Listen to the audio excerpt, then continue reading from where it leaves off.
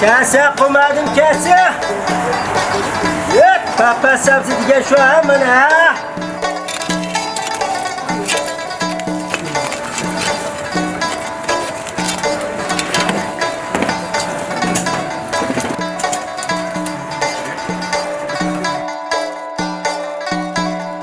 Ko'pchilik yaxshimisizlar? Mening ismim Ababekir Umar.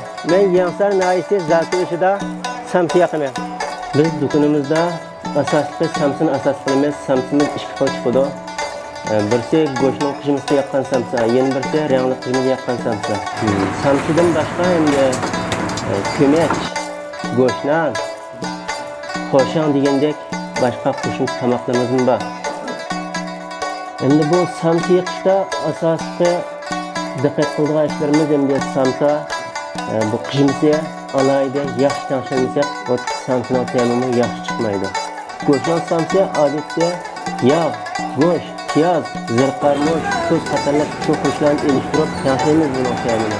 Endi rangli samsining qijimisini sho'xla, laza, go'sht, yog', zirqarmoch, tuz qatorli qo'shimchalarni aralashtirib tanishlaymiz. Rangli samsa go'sht samsiga qaraganda alayda yeyishlik ham ochiq, kuchmal va yeyishlik chiqadi. Bizning shu rangli samsini izlab keladigan nurg'un xaridorlarimiz bor o'zimizga. Ama samsining xamirini churuk yeyishlik chiqarish uchun buningki xamiriga yog', tuxum quyimiz odatda. Boshqa qijimliq tamoqlarningki xamiriga qaraganda aning xamirini siz chinroq yig'irmiz. Buningda samsa intayin yeyishlik chiqadi bu.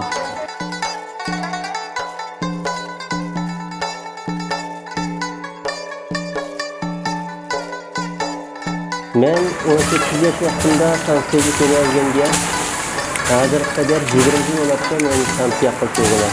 Bu do'konimizda endi samsizlikni o'rganib kelgan shogirddan 10 dan ortiq shogird bor.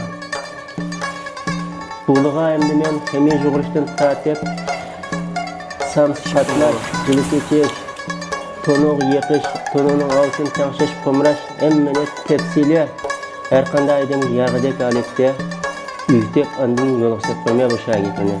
Bizningki bu samsimiz o'xshashga samsiga qaraganda 5 mo'lchamdan bir ko'rcha aza. Endi bu do'konga bizningki samsini izlab keladigan xaridorlarimiz yo'q. Bu do'konimizning so'si yaxshi.